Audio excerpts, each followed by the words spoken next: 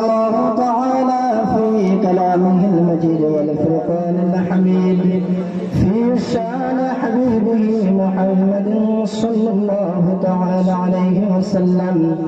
أعوذ بالله من الشيطان الرجيم. بسم الله الرحمن الرحيم.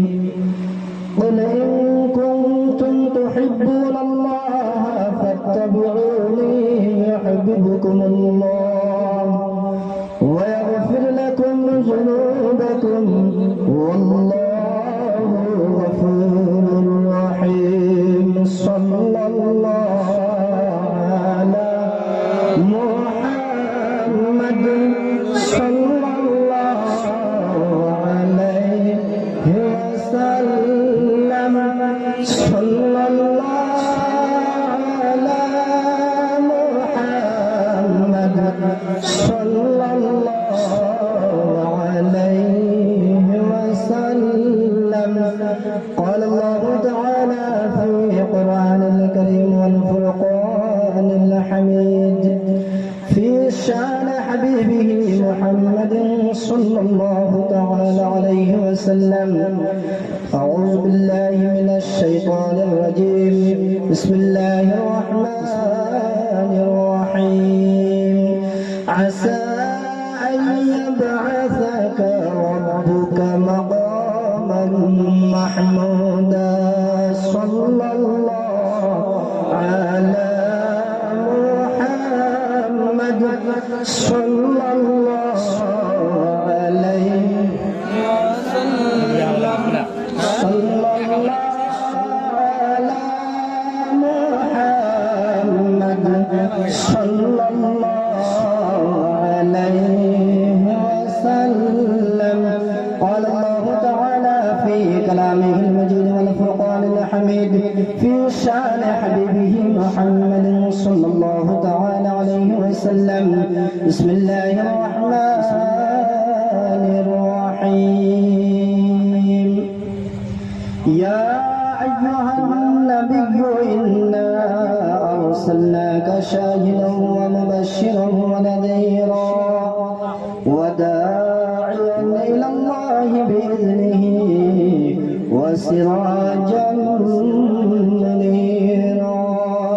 صلى الله على محمد صلى الله عليه وسلم. صلى الله على محمد صلى الله عليه وسلم. بسم الله الرحمن الرحيم.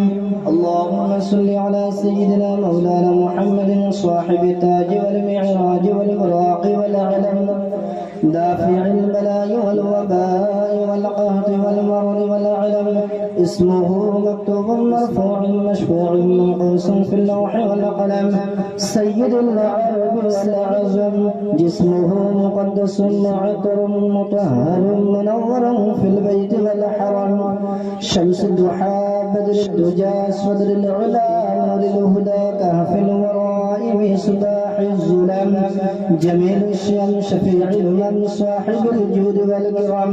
والله عاصمه وجبريل خادمه والبراق مركبه والمعراج سفره وسدرة المنتهى مقامه وقاب قوسين مطلوبه والمطلوب مقصوده والمقصود موجود. سيد المرسلين خاتم النبيين شفيع المجنبين أنيس الغريبين رحمة للعالمين راحة العاشقين مراد المستقيم. شمس العارفين سراج الثالثين مصباح المقربين محب الفقراء والغرباء واليتامى والمساكين. سيد الثقلين نبي الحرمين إمام القبلتين وسيلتنا في الدارين. صاحب قاب قوسين محبوب رب المشرقين والمغربين. جد الحسن والحسين مولانا ومولى الثقلين أبي القاسم محمد بن عبد الله نور من نور الله. يا أيها المستقون بنور جماله صلوا عليه وسلم. تسليما اللهم صل على سيدنا شفيعنا مولانا محمد وعلى آل سيدنا مولانا محمد. السلام عليكم ورحمة الله تعالى وبركاته. अल्लाह तबारक व तआला उसरत लाख लाख शुक्रिया महान अल्लाह पाक रब्बुल आलमीन আজি এই পবিত্র সৈয়দনা ইমামে হুসাইন রাদিয়াল্লাহু তাআলা আনহুমার নামত মুনাকিদ করা ইসালে সওয়াব মিলাদ শরীফত আমি সকলোৱে হাজিৰ হ'বৰ কাৰণে আল্লাহ পাক ৰব্বুল আলামিন আমালোকক তৌফিক ইনায়াত কৰিছে। আমাৰ বন্ধু জনাব মুখলিছুৰ ৰহমান সাহেবে এইখন মিলাদ শৰীফ মুনাকিদ কৰিছে, আমালোকক দাৱাত কৰিছে, আমি আহিছোঁ। আল্লাহ পাক ৰব্বুল আলামিনে আমালোকক এই সময়খিনিত দুনিয়াবী সকলো কৰ্মৰ পৰা বিৰত থাকি আল্লাহ আল্লাহ ৰসুল সাল্লাল্লাহু তাআলা আলাইহি ওয়াসাল্লামৰ গুণ গৰিমা লগতে সৈয়দনা ইমামে হুসাইন ৰাদিয়াল্লাহু তাআলা আনহুৰ শাহাদাতৰ বিষয়ে ইয়াত কিছু আলোচনা হ'ব। এই নেক কৰ্মত অংশগ্ৰহণ কৰা যি আমালোকক আল্লাহ ৰাব্বুল আলামিনে তৌফিক ইনায়াত কৰিছে, সকলোৱে শুকৰিয়া আদায় কৰি কওক আলহামদুলিল্লাহ। अल्लाह पाक रब्बुल आलमीन कलामे मुक़द्दस अल्लाह तबारक व तआला 22 नंबर पर एटी आयत करीमार जुज अर्थात এটা টুকরা বিসমিল্লাহির রহমানির রহিম ইন্নামা ইউরিদুল্লাহু লিইয়ুযহিবা আনকুমুর রিজসা আহলাল বাইত ওয়া ইউতাহহিরাকুম তাতহীরা। এই আয়াতে কারিমাত আল্লাহ রাব্বুল আলামিনে আহলে বাইতৰ শানৰ বিষয়ে বয়ান কৰিছে। মই তো তেনেকুৱা কোনো ওয়াইজ নহয়, মঞ্চত মোৰ বন্ধু মুফতি তাজমুল আলী কাদিৰী মঞ্জাৰী সাহেব আছে, তেখেত আমাতকৈ যথেষ্ট বিজ্ঞ আৰু আমার মুসলিম গ্রুপা বুড়া মসজিদের ইমাম মৌলানা আব্দুল রাজ্জাক সাহেব আছে, কলারা সুবা জামে মসজিদের ইমাম মৌলানা আব্দুল কাদির সাহেব আছে আৰু জনাব আলিবুল হুসেন সাহেব আছে। গতিকে তেওঁলোকক অকণমান ক'ব, মই মাত্ৰ এই আহলে বাইতৰ বিষয়ে দুই তিনিটা কথা কৈ শেষ কৰিম। আল্লাহ ৰাব্বুল আলামিনে আহলে বাইতৰ বিষয়ে কোৰআনে কাৰীম ফুৰকানে হামিদত বৰ ধুনীয়াকৈ স্পষ্টভাৱে ঘোষণা কৰিছে। ইন্নামা ইউৰিদুল্লাহু লিইয়ুযহিবা আনকুমুৰ ৰিজসা আহলাল বাইত ওয়া ইউতাহহিৰাকুম তাতহীৰা। আল্লাহ পাক ৰব্বুল আলামিনে ইৰাদা কৰিছে, আল্লাহ ৰাব্বুল আলামিনে ইচ্ছা কৰিছে, মই আহলে বাইতক সকলো অপবিত্ৰতাৰ পৰা পবিত্ৰ কৰিব। আহলে বাইত কোন? এতিয়া আমি যদি কোৰআনে কাৰীমৰ আয়াতৰ টুকুৰাৰ বিশ্লেষণৰ ফালে যাওঁ, তাফসীৰত যদি আমি পাওঁ, কিছুমান মুফাssirin কেৰামে আহলে বাইতৰ বিষয়ে বয়ান কৰিছে যে আজৱাজে মুতাহিৰাত সকল। আজৱাজে মুতাহিৰাত का मतलब दयाल नबी सरवरे कायनात सल्लल्लाहु ताआला अलैहि वसल्लমৰ পৰিবাৰ সকলক আজৱাজে মুতাহিৰাত।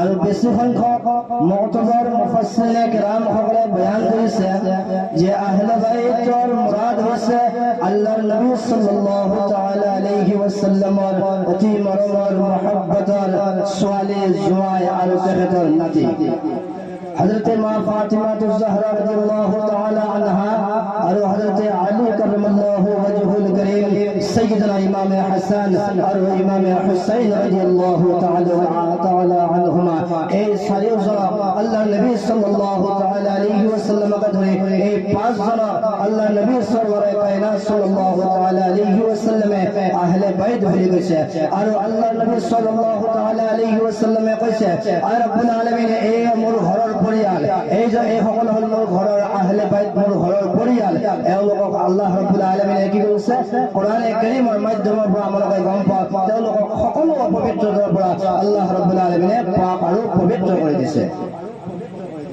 عليه الميلاد الشريف سيدنا إمام حسين رضي الله تعالى عنه شهادة مناقب رئيسه تخطر شهادة বিষয়ে আছে উলামায়ে কেরাম সকল তেওঁলোকে ইনশাআল্লাহ বয়ান কৰিব عظیم الشان شهادت سیدنا امام حسین رضی اللہ تعالی عنہ কারবালার ময়দানত ইমাম হুসাইন রাদিয়াল্লাহু তাআলা আনহু কিভাবে শহীদ করা হয়েছিল তার কিছু বর্ণনা উলামায়ে কেরাম সকলে দাঙি ধরিব আল্লাহর নবী সাল্লাল্লাহু তাআলা আলাইহি ওয়াসাল্লামে সৈয়দনা ইমাম হুসাইন রাদিয়াল্লাহু তাআলা আনহু আর ইমাম হাসান রাদিয়াল্লাহু তাআলা আনহু কিমান মরম আর মুহাব্বত করেছেন আল্লাহু আকবার আল্লাহর নবী সাল্লাল্লাহু তাআলা আলাইহি ওয়াসাল্লামে তেখেতৰ সন্তান এদিনাখন তেখেতৰ সন্তান হযৰত আব্দুল্লাহ ৰাদিয়াল্লাহু তাআলা আনহু আৰু সৈয়দনা ইমাম হুসাইন রাদিয়াল্লাহু তাআলা আনহু এই দুইজনকে কোলাত লৈ লেগে বহি আছিল তেতিয়া আল্লাহ রাব্বুল আলামিনের হুকুম মোতাবেক জিবরিল আমিন আলাইহিস সালাতু তাসলিম আল্লাহ রাব্বুল আলামিনে ফরমায় আয় জিবরিল আমিন তুমি মোর মেহবুবৰ ওচৰলৈ যোৱা আৰু মোৰ মেহবুবক কোৱা মোৰ মেহবুবৰ গোদত কোলাত যি দুজন সন্তান বহি আছে মোৰ মেহবুবক কোৱা আল্লাহ ৰাব্বুল আলামিনে এই দুজন সন্তানৰ ভিতৰত এজনক বিচাৰিছে হযরত জিবরিল আমিন আলাইহিস সালাম আহিল ইয়া রাসূলুল্লাহ ইয়া হাবিবাল্লাহ হুজুর আপনার আল্লাহ রাব্বুল আলামিনে আপনার রাসূলের মুখ পাঠাইছে আর আপনার গোদ কোলাত যে দুজন সন্তান বহি আছে আপনার সন্তান হযরত আব্দুল্লাহ আর হযরত ইমাম হুসাইন রাদিয়াল্লাহু তাআলা আনহু আপনার নাতি এখেত দুইজনের ভিতৰত এজনক আল্লাহ ৰাব্বুল আলামিনে বিচাৰিছে আপুনি কোন জবাব দিব কাৰণে প্ৰস্তুত দয়াল নবী সাল্লাল্লাহু তাআলা আলাইহি ওয়াসাল্লামে অলপ সময় কাৰণে গম্ভীৰ হয় পিছত মুস্কুৰাই হাঁহি দিলে আৰু ক'লে আয় জিবৰিল আমিন আলাইহিস সালাম মই মোৰ সন্তান হযৰত আব্দুল্লাহ মই আল্লাহৰ ওচৰত কৰিব বিচাৰিছো হযরত জিবরিল আমিন আলাইহিস সালামে খুদে ইয়া রাসূলুল্লাহ ইয়া হাবিবাল্লাহ আপনি আপনার সন্তান আব্দুল্লাহ যে আল্লাহর ওসিলা করে বিচাৰিছে ইয়াৰ কাৰণ কি তেতিয়া হযরত হুজুর সাল্লাল্লাহু তাআলা আলাইহি ওয়াসাল্লামে ফরমায় আয় জিবরিল আমিন তুমি শুনা যদি মই ইমাম হুসাইন আল্লাহর ওসিলা করে বিচাৰো তেতিয়া মই কষ্ট পাম আৰু লগতে কি কৰিব হযৰত আলী কষ্ট পাব আৰু হযৰত মা ফাতিমাতুজ জাহৰা ৰাদিয়াল্লাহু তাআলা আনহা কষ্ট পাব মই কষ্ট পোৱাটো মই নিজে বৰদাস্ত কৰিব পাৰিম কিন্তু মোৰ ছোৱালী হযৰত ফাতিমাতুজ জাহৰা ৰাদিয়াল্লাহু তাআলা আনহা যেতিয়া কষ্ট পাব মই সহ্য কৰিব নোৱাৰো হযৰত আলী ৰাদিয়াল্লাহু তাআলা আনহু মোৰ জোৱাই যেতিয়া কষ্ট পাব তেতিয়া মই সহ্য কৰিব নোৱাৰো সেই কাৰণে মই সিদ্ধান্ত লৈছো জিবৰিল আমিন তুমি আল্লাহক মোৰ সন্তানৰ ওচৰীয়া কৰি দিয়া মই মোৰ সন্তান হযৰত আব্দুল্লাহ যেতিয়া আল্লাহৰ ওচৰীয়া কৰি দিম অকল মই খুদ ৰাসূলুল্লাহ কষ্ট পাম আৰু মই খুদ ৰাসূলুল্লাহ কষ্ট পোৱাটো মই নিজে বৰদাস্ত কৰিব পাৰো আল্লাহু আকবার সৈয়দনা ইমাম হুসাইন রাদিয়াল্লাহু তাআলা আনহু সরওয়ারে কায়নাত সাল্লাল্লাহু তাআলা আলাইহি ওয়াসাল্লামে বেশুমার বেহিসাব বেপনা মরম মোহাব্বত করেছেন বিভিন্ন হাদিস কারিমা আছে আল্লাহ নবী সাল্লাল্লাহু তাআলা আলাইহি ওয়াসাল্লাম ফরমায় হুসাইন মিন্নি ওয়া আনা মিনাল হুসাইন হুসাইন মোর পৰা আৰু মই হুসাইনৰ পৰা মোর গোশত হুসাইনের গোশত আর হুসাইনের গোশত মোর গোশত আল্লাহ নবী সরওয়ারে কায়নাত সাল্লাল্লাহু তাআলা আলাইহি ওয়াসাল্লাম ইমাম হাসান আর ইমাম হুসাইন রাদিয়াল্লাহু তাআলা আনহুমার ঈমান মরম মোহাব্বত করেছিল ঈমান প্রেম মোহাব্বত করেছিল আল্লাহু আকবার এই প্রেম মোহাব্বতৰ যদি বয়ান কৰা হয় বহু সময় প্ৰয়োজন মই বৰ বিশেষ নকওঁ থুলমূলকে এইখিনি কথা ক'লো আহলে বাইতৰ বিষয়ে বহুত দীঘলীয়া বয়ান আছে শাহাদাতৰ বিষয়ে ইমাম হুছেইন কাৰবালাৰ ময়দানৰ বিষয়ে আমি গম পাওঁ সকলোৱে বহুত দীঘলীয়া কাহিনী মঞ্চত ওলামায়ে কেৰাম সকল আছে আমাৰ জামে মছজিদৰ ইমাম মৌলানা হযৰত মৌলানা আব্দুল ৰাজ্জাক সাহেব আছে তেখেতৰ দুই চাৰি কথা ক'ব এফালে আলহী হিচাপত মুফতি তাজমীৰ আলী কাদৰী সাহেব আছে এখেতৰ ক'ব গতিকে মই এইখিনি কৈ শেষ কৰিছোঁ আমিন ওয়া আখিৰ দাৱানা আলহামদুলিল্লাহি ৰাব্বিল আলামিন সাল্লাল্লাহু Allah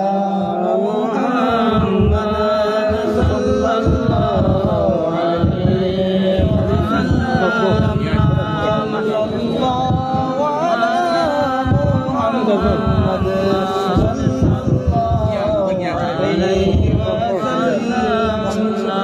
صلى الله على محمد صلى الله عليه وسلم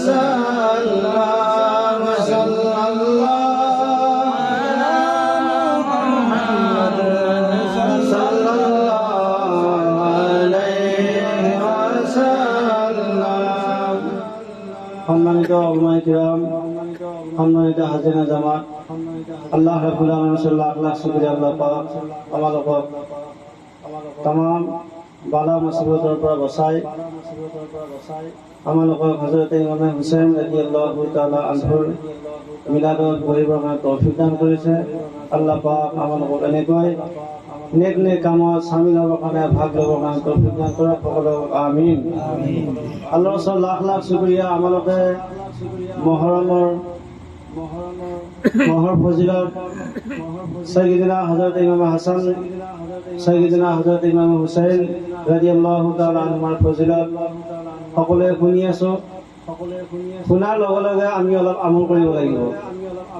যদি শুনাৰ পিছত যদি আমল কৰা হয় তেতিয়া মজবুতি বেছি হয়, আৰু যদি আমি শুনি তাৰ ওপৰত যদি আমল নকৰোঁ তেনেহ'লে সেইটো আমাৰ কি হ'ব, বেকাৰ হৈ যাব। হুজুৰ চৰকাৰে মদিনা আলাইহিছ সালাতু ওয়াসসালাম ফৰমায় যে তেওঁ এই মহৰম মাহত কি হৈছে, ৰোজা ৰাখিবৰ কাৰণে হুকুম কৰিছে। যদি আমি ৰোজাও ৰাখিব লাগিব। যদি এই মহৰম মাহৰ আশুৰাৰ দিনাখন কোনোবা যদি এটিম এজনৰ মূৰত যদি হাত ফুৰাই দিয়ে তেনে বহুত সওৱাব পায়। যদি কোনোবাই আশুৰাৰ দিনাখন যদি কাৰোবাক চৰবত খুৱায় বহুত সওৱাব পায়। যদি কোনোবাই আশুৰাৰ দিনাখন নেক নেক কাম কৰে, ভাল কাম কৰে, তেওঁ বহুত সওৱাব পায়। আমি কি কৰোঁ, ভাল কামৰ পৰা আমি দূৰ হৈ থাকোঁ। আশুৰাৰ দিনাখন আমি কি কৰিব লাগে আমি সেইটো নাজানো। আশুৰাৰ দিনাখন আমি যদি খালি হাতখন ফুৰাই দিওঁ এটিমৰ মূৰত, আল্লাহ পাকে বহুত সওৱাব দান কৰে। খালি হাতখন ফুৰাব লাগে, বেলেগৰ একো কৰিব নালাগে, তাতে সওৱাব দিছে। এইটো এটা আমল হয়। আপুনি গম পালে যদি আশুৰাৰ দিনাখন এই কামটো যদি কৰে ইনশাআল্লাহ আপুনি বহুত সওৱাব পাব। সব আশুৰাৰ দিনাখন হুজুৰ নবী কৰিম সাল্লাল্লাহু আলাইহি ওয়াসাল্লাম উম্মতি হয়, তেওঁ কি কৰিছে, তেওঁ কাফিৰসকলে দুশ্মনসকলে কায়েদ কৰিছে, জব্দ কৰিছে। কৰাৰ পিছত তেওঁ কি কৰিলে, তেতিয়া আশুৰাৰ ৰোজা ৰাখিছিলে তেওঁ, আৰু আশুৰাৰ ৰোজা ৰাখি পেলাই তেওঁ আল্লাহৰ ওচৰত দোৱা কৰিছে, আল্লাহ পাক মোক এই দুশ্মনৰ পৰা মোক বচাই দিয়ক, আল্লাহ এই দুশ্মনৰ পৰা ৰেহাই কৰি দিয়ক। এতিয়া দোৱা কৰিলে, দোৱাৰ পিছত তেওঁ যেতিয়া দুশ্মনে আগুৰি আহিছে, এই দোৱা কৰি উঠিছে, দুশ্মন এতিয়া আহি পাইছে, পোৱাৰ লগে লগে তেওঁ চববিলাক দুশ্মন অন্ধ হৈ গৈছে, কণা হৈ গৈছে, আৰু তেওঁ তাৰ পৰা ওলাই গৈছে আৰামছে। এতিয়া ওলাই গ'ল, ওলাই যোৱাৰ পিছত যেতিয়া নেকি ৰোজা ৰখাৰ যদি ইফতাৰ কৰাৰ টাইম হয়, সেই ইফতাৰৰ টাইমত কি কৰিছে, তেওঁৰ ইফতাৰ কৰিবৰ কাৰণে একো বস্তু পোৱা নাই খাবৰ কাৰণে, সেনেকৈ তেওঁ আছে।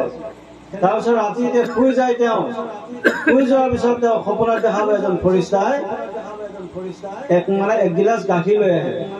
এতিয়া সেই গাখীৰ গিলাচ তেওঁ সপোনতে খাইছে। খোৱাৰ পিছত তেওঁ এতিয়া সাৰ পাই দেখে তেওঁ বিচনাতে আছে। সিদিনাখনৰ পৰা তেওঁ 10 বছৰ কি হৈছে, জিন্দা হৈ আছে।